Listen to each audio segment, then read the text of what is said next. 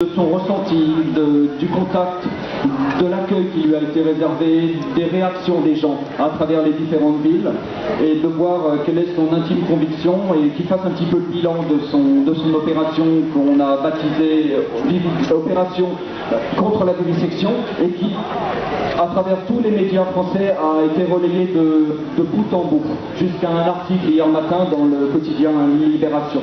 Voilà, je repasse la parole à Benoît donc. Merci Eric. Bien, mais moi j'ai été frappé de voir que beaucoup de gens pensent que la vivisection n'existe plus. C'est 30% des personnes à peu près dans les rues qui pensent que ça n'existe plus. Donc ça c'est vraiment effrayant de voir ça, de découvrir ça.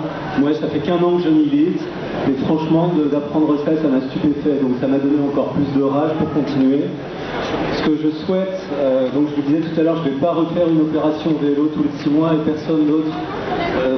Ce serait bien que des gens aient des idées un petit peu originales aussi, mais surtout il faut assurer la régularité dans ce combat. Il faut être présent partout sur tout le territoire. Ainsi, par exemple, à Montpellier, où je réside, on va faire des actions mensuelles contre l'expérimentation animale. On veut vraiment prendre le taureau par les cornes, si je puis dire. Et il s'agit vraiment de faire prendre conscience aux gens que c'est quelque chose qui est partout, tout le temps autour de nous, et qu'on ne le voit pas parce que les murs des laboratoires sont très épais, malheureusement, et les chercheurs n'ont pas intérêt, enfin ceux qui travaillent sur les animaux, je précise bien sûr, n'ont pas intérêt à ce que ça soit trop public. Donc c'est vraiment à nous de faire ce travail d'information, sans relâche, et j'espère que le passage dans toutes ces villes de province où j'ai été très bien accueilli, souvent et aidé par des sympathisants et même des militants, j'espère que dans toutes ces villes, les gens vont avoir des idées aussi pour des actions.